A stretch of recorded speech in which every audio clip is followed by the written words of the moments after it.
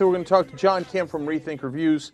He's going to review a movie called Marwencol, and it's a fascinating, very different movie, but it's highly critically acclaimed. Let's watch the review first, and then we'll, as usual, give you some interesting facts afterwards. When Mark creates a character for you, that's really a way Mark honors you, and I felt very honored when Mark made me part of his town. My doll, I believe he's a British commando. I think it's a handsome doll myself. There's always something going on in Marwencol. There's always danger. There's always the SS trying to attack. I've taken place in many battles, and we usually come out on top.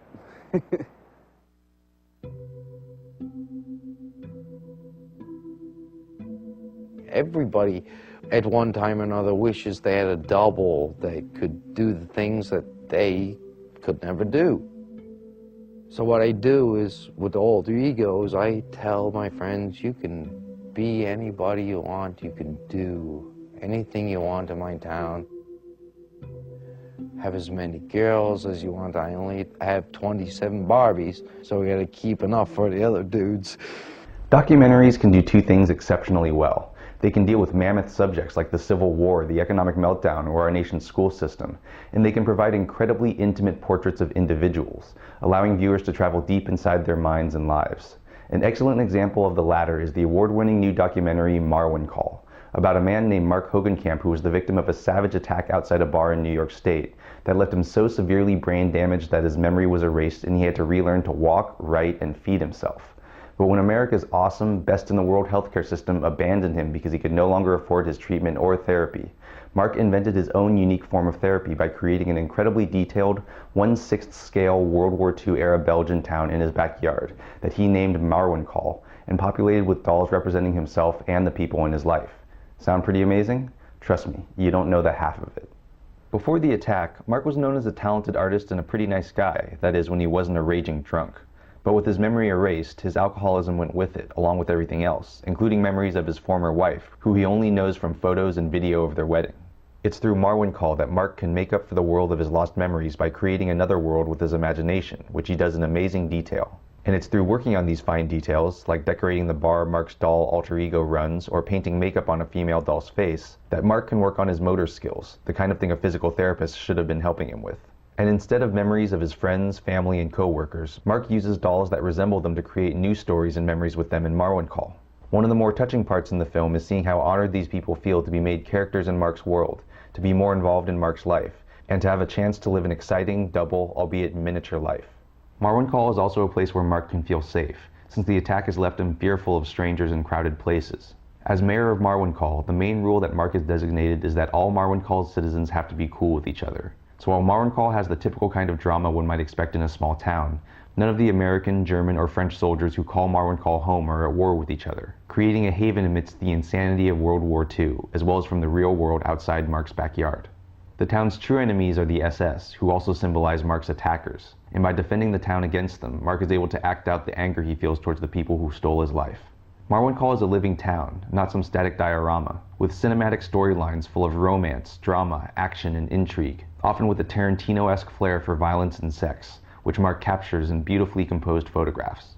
The story takes a turn when a photographer befriends Mark, puts some of his photos in a magazine, and eventually convinces Mark to have a show of his work in New York City, a move that concerns everyone should the stress of such an undertaking and the idea of sharing Mark's private world with so many people prove too much for him and his still fragile mind. This is made even more difficult with the revelation of an artifact from Mark's previous personality that survived the attack and also explains what caused it, which is so surprising that I'm not going to reveal what it is. While much of Marwencol is inspiring and uplifting, director Jeff Malmberg is careful to show that Mark undeniably suffers from serious mental illness, and while the therapy he created has allowed him to deal with many obstacles, he may never completely overcome them, and they sometimes express themselves in ways that are disturbing and even a little scary.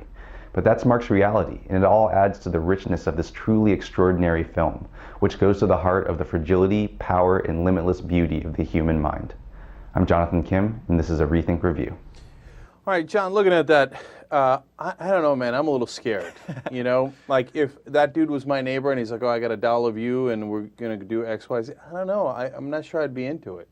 Well, I mean, the people in the movie, I mean, it's actually really nice that you see, like, they're very proud that this guy kind of wants him to be in their town, and it's sort of a way for him to kind of to have them more involved in his life, even though it's in this imaginary world. But there's one part where I think a waitress who he works with is one of the characters, and she was telling this guy Mark that she really wanted to have a boyfriend, like a tall, dark boyfriend.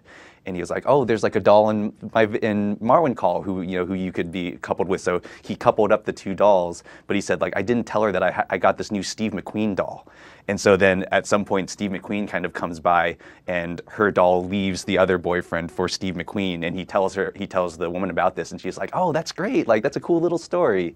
And at one point he has to tell a woman that her character got killed off in his village, but it was for a very noble cause, where the SS come into the village and everybody's gone except for this one woman who's the nun in the church, and they start to interrogate her and say, like, where are all the people? And she doesn't give them up, and so she gets shot by the SS.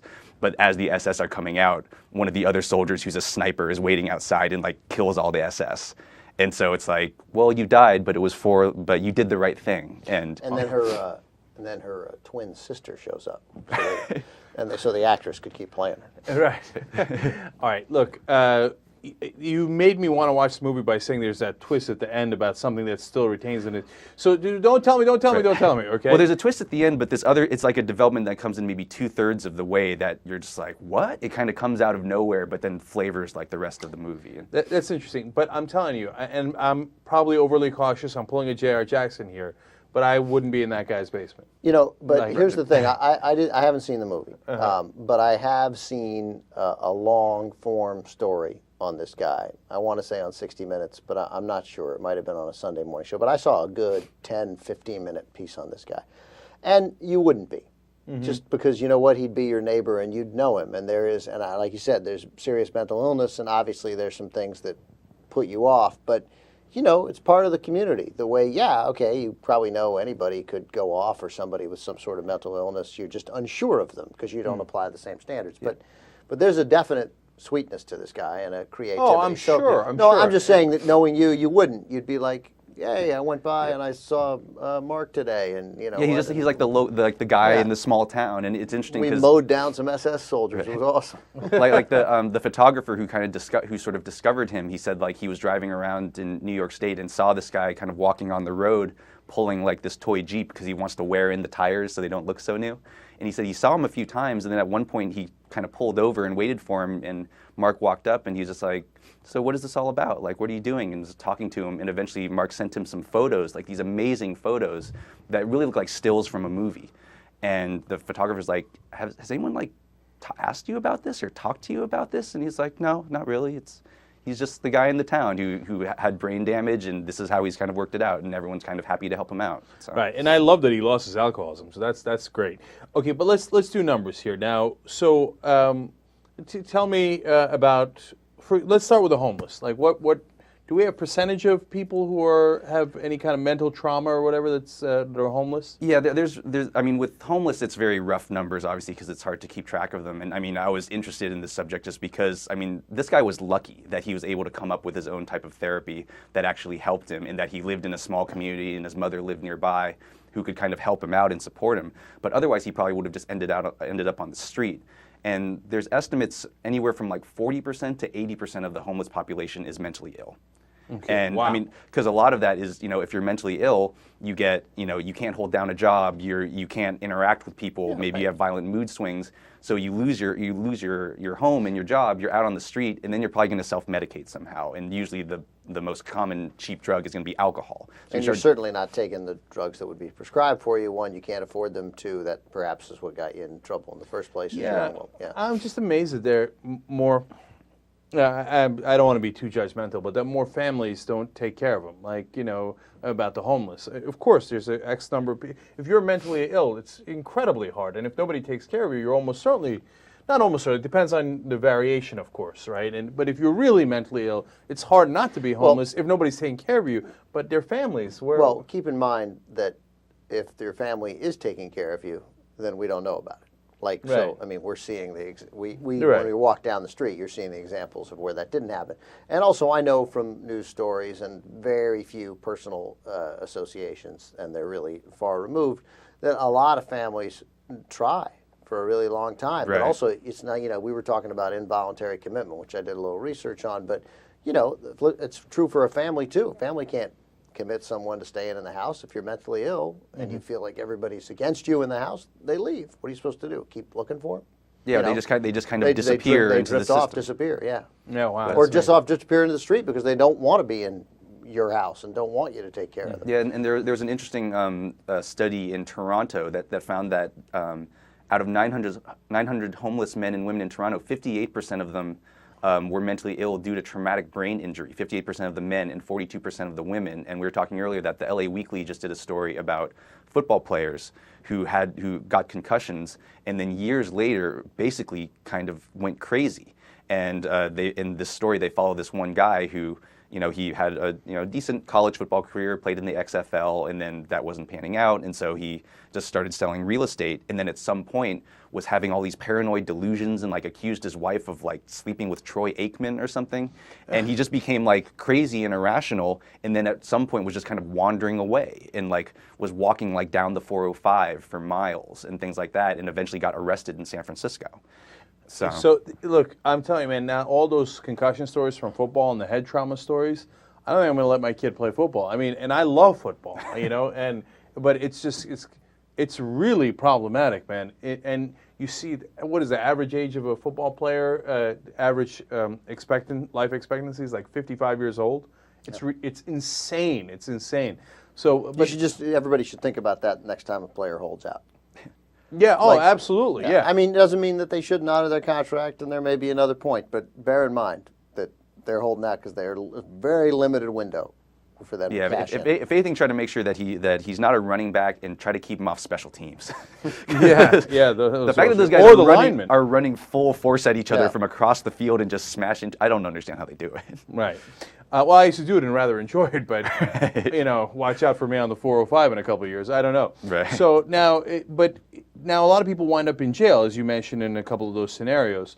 So tell me about some numbers related to that. Well, starting in the 1960s, there used to be like state psychiatric wards and hospitals that you could put people in, but I actually found that they said that it was actually a bipartisan thing to get rid of those, where it was like the Republicans were saying like, oh, no more welfare state, no more, state support for this kind of thing. And Democrats were saying like, well, these people should be like rehabilitated and put back on the street, and the psychiatric hospitals are terrible. So they basically closed all of them down, and the idea was like, oh, there will be like community hospitals, and they can sort of take these people. But what happened was the counties were like, oh, no, we can save all this money now because we can get to close those hospitals. So they just essentially opened the doors, let those people out, and then they ended up getting sucked into the criminal justice system. Representation has always been, throughout my whole life, was that Reagan emptied the mental hospitals and the homeless population increased. Right. Jonathan in this movie points out it's more complicated than that. I always thought it was more complicated than that. Reagan was just like, let them go! So I'm sure it's more complicated than that, but that's always what we said growing up. Oh, that's why the homeless population suddenly exploded in the early 1980s. And it is because all of a sudden hospitals shut down. And I read about this before. There was abuse in the psychiatric hospitals. A long history. They were not great. Right, but better than a prison though. Right, and that's part of the reason why the Democrats wanted to shut them down. And the Republicans are like, great, let's save some money. Who cares? Like, who's going to take care of people, right? And the disadvantage, et cetera. So, but then what happens to those people is that they wind up in jail, which replaces the psychiatric hospitals, which is much worse. So, what's the percentages and numbers behind that? Let's see. Well, first I would say I saw a piece on Al Jazeera English that was about mentally ill people in prisons and just what a nightmare it is for them, and they're basically just over drugging them to kind of keep them quiet. But there's a part where all these people are being released, and this volunteer guy who tries to help mentally ill former inmates after they get out, and he's talking to this one. This is outside of a prison in Houston, and he's talking to this guy who wants to take a bus to this other town called Tyler, and this volunteer was saying, okay, he has to go to a bus station in Dallas, and he'll have to wait there for 2 hours before he gets on his bus to Tyler. He's like, this guy isn't going to make it.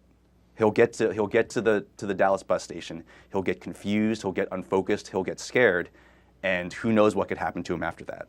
And so he has to like call him and make sure that like his mother is able to come to the Dallas bus station, like to get him and pick him up. But like the idea that you would get out of jail and you're so mentally ill you couldn't actually make it home. Yeah, no. Well, actually, we did a story yesterday of this guy who was mentally ill, and they charged him with groping some woman at a hospital. Okay, and the guys convinced them, the police convinced them that he was not a United States citizen, that he was a Mexican citizen, when he was a U.S. citizen, okay? And he's Puerto Rican, okay, originally, right? But American citizen. And they left him in his prison jumpsuit without anything else on the Mexican border, on the Texas side of the Mexican border, and they said, walk this way. He was lost for 115 days. He wound up in Honduras and Nicaragua, and then finally stumbled into the U.S. Embassy in Bolivia, in Guatemala, and then his family had to get him. And then he gets back here, and they say, no, we're going to deport you again because you're not a citizen. And the family's like, no, no. And it's so sad because these people, and there are these sadists, unfortunately, who get joy out of messing with somebody like this. We had a story in the rundown we didn't get to today. A cop plants a crack pipe on a mentally disabled woman as a joke. And then she flips out, and it gets ugly, et cetera, et cetera.